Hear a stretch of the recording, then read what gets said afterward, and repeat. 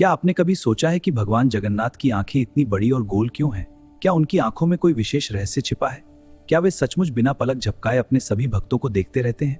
तो आइए हम आपको इस कहानी में बताते हैं कि भगवान जगन्नाथ जी की आंखें इतनी बड़ी क्यों हैं। क्या यह केवल एक मूर्ति की विशेषता है या फिर इसके पीछे छिपा है कोई गहरा आध्यात्मिक संदेश? नमस्कार प्यारे बच्चों और सभी दर्शकों। तो चलो जानते हैं कि पुरी के प्रसिद्ध जगन्नाथ मंदिर में विराजमान भगवान जगन्नाथ जी की आंखें कितनी बड़ी बड़ी और गोल गोल क्यों हैं। देखो ये दिव्य आंखें, सब तुम भी समझ गए। पुरी के पावन मंदिर में सूरज की पहली किरण पड़ी और चारों ओर खुशियां छा गई। क्या आपने कभी सोचा है कि भगवान जगन्नाथ की आंखें इतनी गोल और बड़ी क्यों हैं? इनमें संपूर्ण ब्रह्मांड की झलक दिखाई देती है। क्या यही कारण है इनकी विशालता का? छोटा सा छोटू अपनी बड़ी बड़ी आंखों से मंदिर के शिखर को देख रहा था। उसके बगल में खड़ी थी उसकी माँ, जो रंग बिरंगे शिखरों और लहराते झंडों के साथ नीले आसमान में खड़ा था। मंदिर के भीतर घंटियां बज रही थीं और चारों ओर एक जादुई रोशनी फैली थी। सूरज की सुनहरी रोशनी भगवान जगन्नाथ अपनी बड़ी काली आंखों से जो पूरी सृष्टि को देखती हैं। छोटू बोला, माँ, क्या भगवान जी हमें घूर रहे हैं? उनकी आंखें इतनी बड़ी क्यों हैं? वो ऐसे देख रहे हैं जैसे मानो हमें अपनी आंखों में बसा रहे हैं। बेटा, वे घूर नहीं रहे, वे तो तुम्हें प्यार से देख रहे हैं। वो सबको इतने प्यार से ही देखते हैं क्योंकि इनके मन में सबके लिए प्यार की भावना है। इसके पीछे एक कहानी है। जब कृष्ण भगवान द्वारका में थे, उनकी आंखें हम सबकी तरह थी। वो भी हमारे तरह सबको देखते थे। कृष्णा जी ने सोचा, मेरे इतने भक्त हैं, मैं हर किसी को नहीं देख पाता हूँ। एक को देखता हूँ तो दूसरा रह जाता है, मैं सबको एक साथ कैसे देखूं? कृष्ण जी थोड़े परेशान हो गए और बोले, ऐसे कैसे? फिर मैं अपने भक्तों का ध्यान रख पाऊंगा?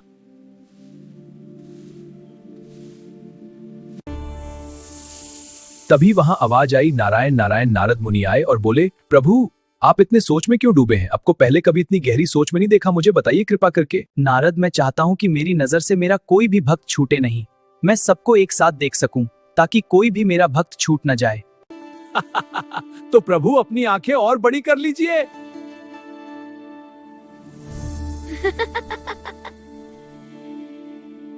कृष्ण मुस्कुराए और बोले, ऐसे कैसे कर सकता हूँ? तब नारद मुनि बोले, प्रभु आपके लिए कोई काम कठिन नहीं है। फिर कृष्ण जी अपनी दिव्य शक्ति से आंखों को थोड़ा बड़ा कर लिया। अब वे एक साथ 100 लोगों को देख सकते थे। अब मुझे हर किसी को एक एक करके नहीं देखना होगा। वाह, अब मजा आएगा।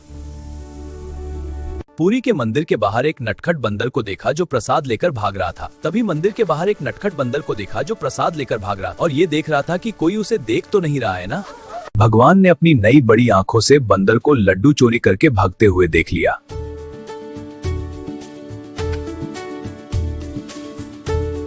बंदर लड्डू लेकर भाग रहा था। तभी वो केले के छिलके से फिसला और सारे लड्डू हवा में उछल गए। भगवान जोर से हंस पड़े। प्रभु ने देखा, प्रभु बहुत तेज हंसे और कहने लगे, बजरंगबली जी अपने खाने का प्रबंध कर रहे हैं, और जोर जोर से ताली बजाने लगे। प्रभु ने सोचा कि अभी भी मेरे भक्त बहुत दूर हैं, जिन्हें मैं देख नहीं पा रहा हूं। तब उन्होंने आंखें और बड़ी की। वे देख पा रहे थे कि कहीं कोई बच्चा हाथ जोड़कर प्रार्थना कर रहा है, तो कहीं कोई माँ अपने बेटे मन से उन्हें पुकार रहा है, तो कहीं कोई खुशी में जय जगन्नाथ गा रहा है। एक छोटा सा बच्चा परीक्षा हॉल में बैठा था। उसके हाथ में पेंसिल थी, सामने प्रश्न पत्र रखा था और दिल में थोड़ी सी घबराहट भी। भगवान जगन्नाथ जी अपनी दृष्टि से उसे देख रहे थे।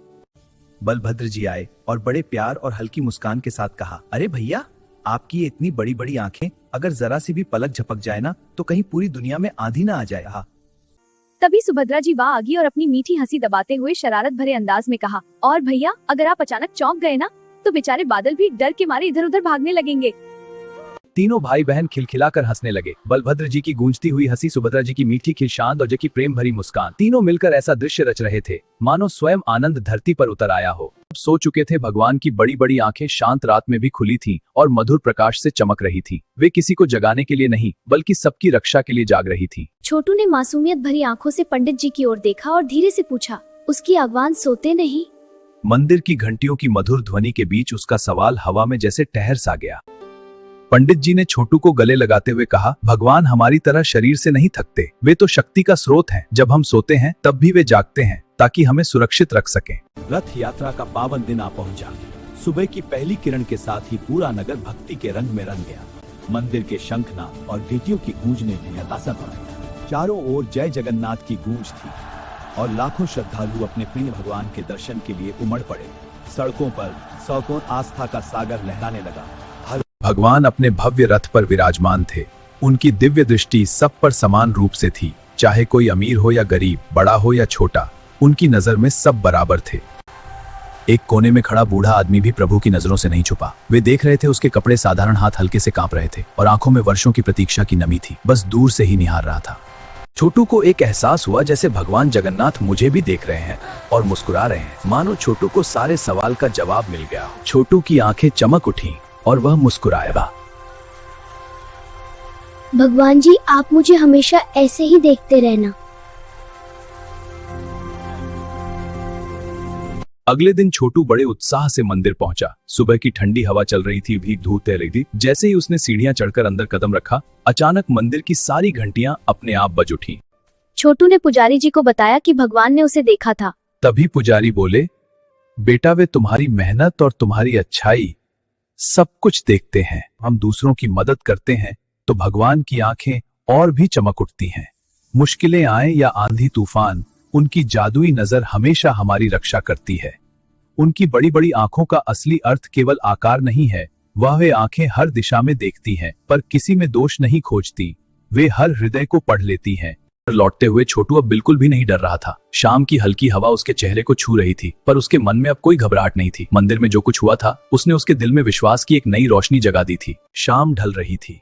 आकाश के रंग धीरे धीरे सुनहरे से केसरिया और फिर हल्के बैंगनी में बदल रहे थे, पर पुरी का मंदिर उस दिव्य रोशनी से अब भी महक रहा था। यह कहानी हमें सिखाती है कि हम कभी भी अकेले नहीं हैं। चाहे दिन का उजाला हो या रात का अंधेरा, चाहे खुशी के पल हो या कठिन परीक्षाएं, कोई न कोई शक्ति हमें देख रही है, हमें संभाल रही है। जब हम डरते हैं तो वह हमें साहस देती है, जब हम गिरते हैं तो वह हमें उठने की ताकत देती है, और जब हम खुश होते हैं तो वह हमारी मुस्कान में ही शामिल हो जाती है। भक्ति का यह संगीत कभी समाप्त नहीं होता। यह केवल मंदिर की घंटियों या शंख की ध्वनि में नहीं, बल्कि हर उस दिल की धड़कन में गूंजता है जो प्रेम से ईश्वर को याद करता है। पुरी की यह महिमा सचमुच निराली है। यह केवल एक स्थान नहीं, आस्था का जीवंत धाम है, जहां हर पत्थर, हर शंख ध्वनि, हर हवा का झोंका भक्ति का संदेश देता है।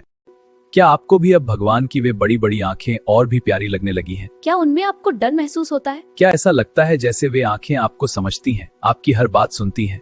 क्या आपको उनकी बड़ी बड़ी आंखें देखकर प्यार महसूस होता है, सुकून मिलता है, सुरक्षा का एहसास होता है, या फिर एक अपनापन, जैसे वे सिर्फ आपको ही देख रही हों? अपनी भावना जरूर शेयर करें। जय जगन्नाथ। आइए सब मिलकर कहें, जय जगन्नाथ, हर हर महादेव।